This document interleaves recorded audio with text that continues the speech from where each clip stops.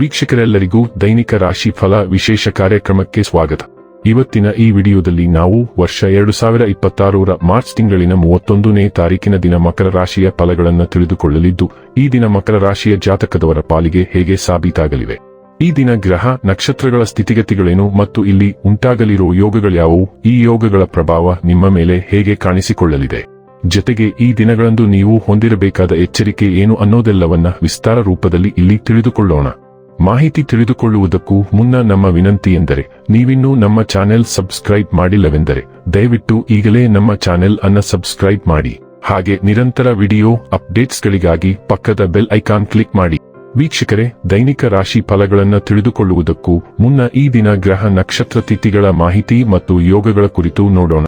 ಈ ದಿನವು ಮಂಗಳವಾರದ ದಿನವಾಗಿರಲಿದ್ದು, ಚೈತ್ರ ಮಾಸದ ಶುಕ್ಲ ಪಕ್ಷದ ತ್ರಯೋದಶಿ 1 ತಿಥಿ ಇರಲಿದೆ. ತ್ರಯೋದಶಿ ತಿಥಿಯು ಈ ದಿನ ಬೆಳಿಗ್ಗೆಯ 6:55 ಇರಲಿದ್ದು, ನಂತರದಲ್ಲಿ ಚತುರ್ದಶಿ ತಿಥಿ ಪ್ರಾರಂಭವಾಗಲಿದೆ.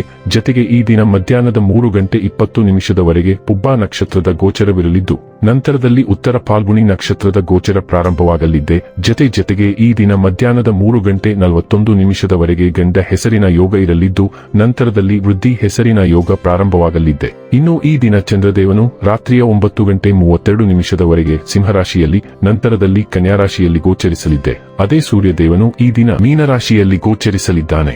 ಇನ್ನು ಈ ದಿನದಂದು ಅಭಿಜಿತ್ ಮುಹೂರ್ತ ಮಧ್ಯಾಹ್ನದ 12:01 ಇಂದ ಮಧ್ಯಾಹ್ನದ 12:50 ಇರಲಿದೆ. ಇದು ಈ ದಿನದ ಗ್ರಹ ನಕ್ಷತ್ರ ತಿಥಿಯ ಕುರಿತಾದ ಮಾಹಿತಿಯಾಗಿದ್ದು, ಇದರ ಆಧಾರದ ಮೇಲೆ ನಿಮ್ಮ ದಿನಚರಿಯಲ್ಲಿಯೂ ಬದಲಾವಣೆ ಕಂಡು ಬರಲಿದೆ.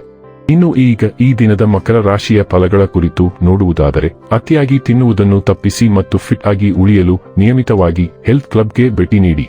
ನೀವು ನಿಮ್ಮನ್ನು ಒಂದು ರೋಮಾಂಚಕಾರಿ ಪರಿಸ್ಥಿತಿಯಲ್ಲಿ ಕಂಡುಕೊಳ್ಳಬಹುದು. ಇದು ನಿಮಗೆ ಆರ್ಥಿಕ ಲಾಭವನ್ನು ತರುತ್ತದೆ. ಸಾಮಾಜಿಕ ಕಾರ್ಯಗಳಿಗೆ ಹಾಜರಾಗಲು ಅವಕಾಶಗಳಿರಬಹುದು ಹಾಗೂ ಇದು ನಿಮ್ಮನ್ನು ಪ್ರಭಾವಿ ವ್ಯಕ್ತಿಗಳ ಜೊತೆ ನಿಕಟ ಸಂಪರ್ಕ ಹೊಂದುವಂತೆ ಮಾಡಬಹುದು. ಇಂದು ನಿಮ್ಮ ಪ್ರೇಮಿ ನಿಮ್ಮ ಮಾತುಗಳನ್ನು ಕೇಳುವುದಕ್ಕಿಂತ ತನ್ನ ಮಾತುಗಳನ್ನು ಹೇಳಲು ಇಷ್ಟಪಡುತ್ತಾನೆ. ಈ ಕಾರಣದಿಂದಾಗಿ ನೀವು ಸ್ವಲ್ಪ ಅಸಮಾಧಾನಗೊಳ್ಳಬಹುದು. ಬಾಕಿಯಿರುವ ಯೋಜನೆಗಳು ಅಂತಿಮ ರೂಪ ಪಡೆಯುತ್ತವೆ. ಸಂವಹನವನ್ನು ಜಾಗರೂಕತೆಯಿಂದ ನಿಭಾಯಿಸಬೇಕು. ಇಂದು ನಿಮ್ಮ ಸಂಗಾತಿ ಅವರ ಅದ್ಭುತವಾದ ಬದಿಯನ್ನು ತೋರಿಸಬಹುದು. ಇಂದು ಸ್ವಲ್ಪ ವಿರಾಮ ತೆಗೆದುಕೊಂಡು ಜೀವನದ ಹಗುರವಾದ ಬದಿಗೆ ಒಲವನ್ನು ಕಂಡುಕೊಳ್ಳಿ. ಸಂಜೆಯ ವಿಹಾರ ಅಥವಾ ಸ್ನೇಹಪರ ಕೂಟವು ವಿಶೇಷವಾದದ್ದಾಗಿರಬಹುದು. ನಿಮ್ಮಂತೆಯೇ ಆನಂದಿಸುವ ಮತ್ತು ನಿಮ್ಮ ಸಾಮರ್ಥ್ಯಗಳನ್ನು ತಕ್ಷಣ ನೋಡುವ ವ್ಯಕ್ತಿಯನ್ನು ನೀವು ಆಕರ್ಷಿಸಬಹುದು. ಆರೋಗ್ಯ ಮತ್ತು ಸ್ವಾಸ್ಥ್ಯ ಬಗ್ಗೆ ತಿಳಿದುಕೊಳ್ಳೋಣ. ಇಂದು ನಿಮ್ಮ ಶಕ್ತಿಯ ಮಟ್ಟವು ಬಲವಾಗಿದ್ದು, ಕೆಲಸಗಳನ್ನು ಸುಲಭವಾಗಿ ನಿಭಾಯಿಸಲು ನಿಮಗೆ ತ್ರಾಣವನ್ನು ನೀಡುತ್ತದೆ. ಆದಾಗ್ಯೂ ಅತಿಯಾದ ಒತ್ತಡವನ್ನು ತಪ್ಪಿಸಿ, ಏಕೆಂದರೆ ಅದು ನಿಮ್ಮ ದೇಹವನ್ನು ಆಯಾಸಗೊಳಿಸಬಹುದು. ವಿಶೇಷವಾಗಿ ರೋಗನಿರೋಧಕ ಬೆಂಬಲಕ್ಕಾಗಿ ಸತುವು ಸಮೃದ್ಧವಾಗಿರುವ ಸಮತೋಲಿತ ಆಹಾರದ ಮೇಲೆ ಗಮನಹರಿಸಿ. ಉಸಿರಾಟ ಮತ್ತು ಜೀರ್ಣಕಾರಿ ಸೂಕ್ಷ್ಮತೆಯ ಬಗ್ಗೆ ಎಚ್ಚರವಿರಲಿ.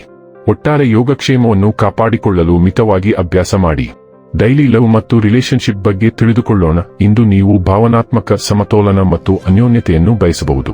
ಖಾಸಗಿ ಕ್ಷಣಗಳು ಹೆಚ್ಚು ಅರ್ಥಪೂರ್ಣವಾಗುತ್ತವೆ ಮತ್ತು ನೀವು ಸಾಂತ್ವನ ಮತ್ತು ರೋಮಾಂಚನಕಾರಿ ಎನಿಸುವ ಸಂಪರ್ಕಗಳಿಗೆ ಆಕರ್ಷಿತರಾಗುತ್ತೀರಿ.